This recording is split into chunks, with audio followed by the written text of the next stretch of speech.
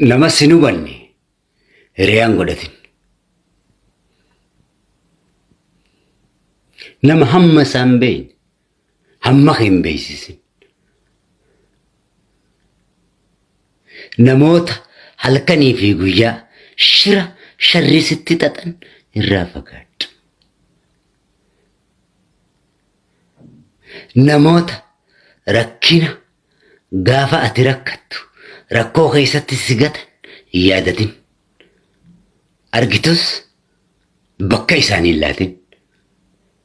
Namoota gaafa rakkoodhaa si gargaaraniif bakka guddaa laadhuuti mataa keetitti baadhu afaan Oromooti.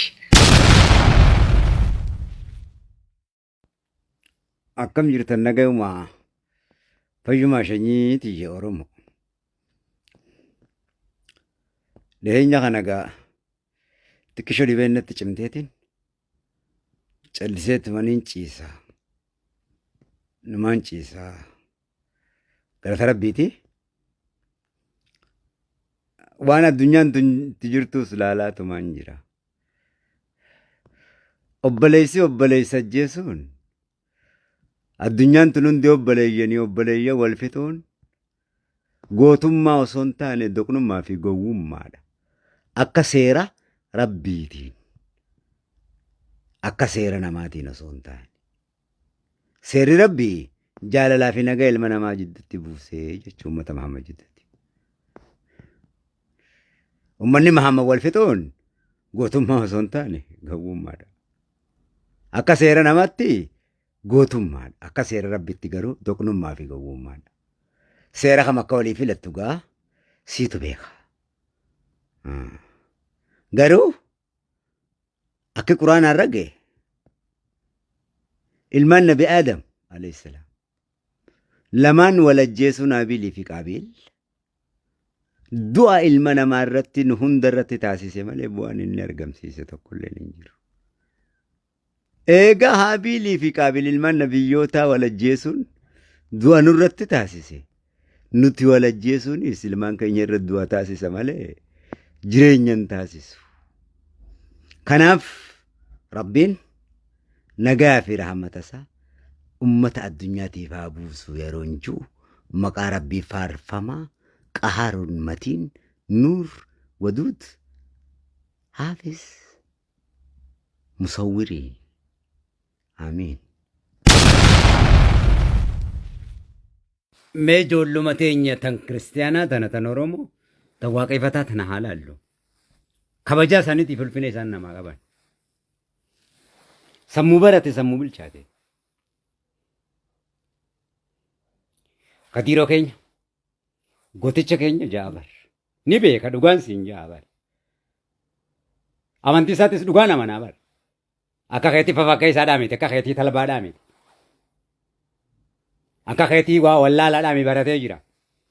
Kitaaba goggoga qaraata. Haadha manaa keekkatti dubbiftu hin beektu. Jaalala keekkatti dubbiftu hin beektu. Fuutee hojjumaan rafuu qofa beekta. Ganama kaatee fuula kee dhiqattee gabbahuudha beekta. Jaalala hin beektu. Jaalala kennuuf hin beektu. Ati talbaan keenya kun. Katiiroo keenya gooticha keenya. Sifaana jirraaf shir laalaa sawasa jechoota isaa akkatti mi'aawu. Fakkeenyaaf hin siin jaa beekadha. Jechoota isaan na jala barreessan laalime. Akkatti sammuu kiusi godhu. Hogganaa hojii haasa'u laalime akkatti qalbii si fuudhu. Kana Oromoo hunda beeka. Ati hoo keenya jafalaa talbaan kun baniziis aza.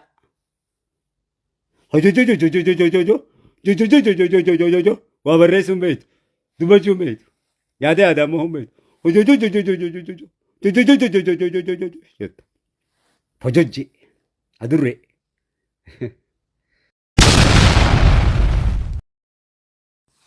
My friend, baradhu waan hunda beeki. Wallaalaa taate waa hunda wallaaluurra barattee waan hunda beekuutu caala waan ta'eef.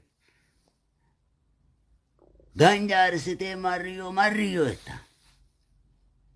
Hogga arsitee ajaa'iba ganjaan. I like. Akka malee waan ajaa'ibaati meeshaa ajaa'ibaati. My friend.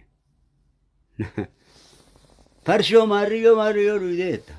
waan ajaa'ibaati farshoon hoggaa dhufte mafreen galii biyyaa guddaadha ganjaan galii biyyaa guddaadha mafreen haji garuu rakkoon isaatiis akkasuma guddaa sigaara arsitee maarri yes my friend waan ajaa'ibaati hoggaa arsan jimaa qamaatee yes akka ajaa'ibaati hoggaa qamaan waan hin beekne hin qabu waan hin godhaniis hin qabu akkuma bu'aan isaanii akkas bareedu kisaaraan isaaniitis baay'ee guddaadha wal madaalchiseetiin kisaaraa isaanii turra guddaa waan ta'eef dhiisuu murteessee jechuudha nyaanni qoftiin namaaf gayaadha kaleessi dabree jiraa hin deebi'u boruunis hin dhufne biran geenyu yeroo nati qabdu har'aa fi har'a qofa har'a jiraadhu shanyiiti yaa uummata Oromoo kabajama daa'ima gaawasuma boochuuti rifeensarraa haadanii dhiyeenya kana lola ideoloojii irraan jira ideoloojii isaanii brain wash godhee dhiquu ideoloojii dadhabaa kufa waan ta'eef negative psychology waan ta'eef positivitti ol kaasuudha dhaloota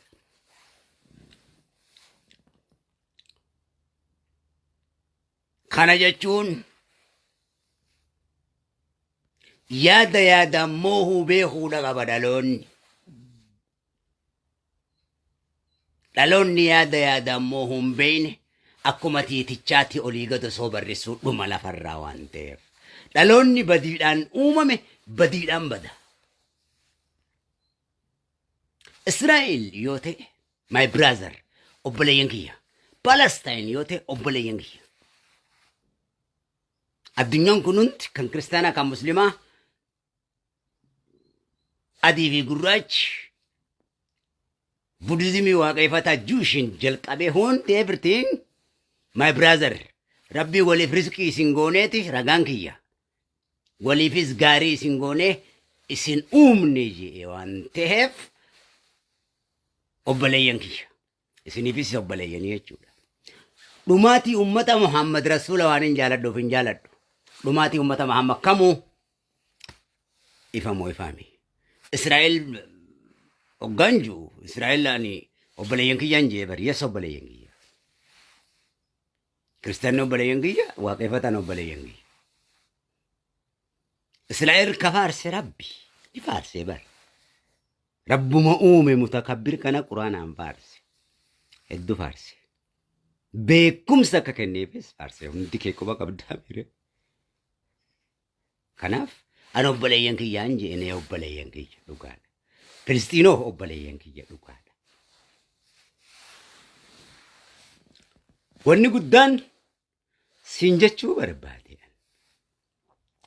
akka tiitichatti saba hunda keessaa addunyaa keessaa ati Oromoon qoftiin hin iyyinii dowlaan gurguddaanuu callisee tattaa'u jira faranjiin kun qalbii hin beeku uummanni kun safaaxaa hin beeku addunyaan tun guutuun qulfiin isaan harka jirti ni beeytan jechuu kiyya baqataa Oromoo kana hundatti Oromoo hundatti ba'aa gabrummaa baay'isu shanyii tantee hunda si beekan miidiyaa kana hundaan sitti karaa cufu akkam taata maa qaba sirra kaayo shanyii hunda keessaa xilxil injiiniiti callisi afaan keetiin baqataa keetitti illee rakkoon tahiini kaniin siin jechaa jiru haasoo beekumsaati afaan Oromooti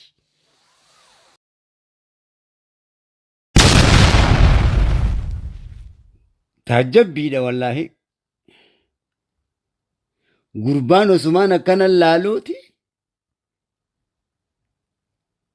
harrittii biraa wadala qabee haadaan harkisaa bakka biratti hidhe wadala numaan laala boo namallee jaartii saamuun numa jira wadala harreetillee jaartii saamtaahii harritti saamtaahii jeetiin taajjabee gurbaadhaane je'eeni yaa wadala harree jeetii wadalticha gurra keessa qabale. Inni ittuu miilaanii hin jeen namticha kan. Hajaartii si jala qajeelu, harrittii si jala qajeelu.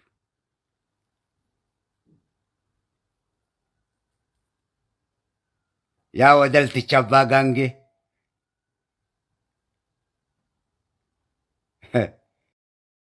Finished.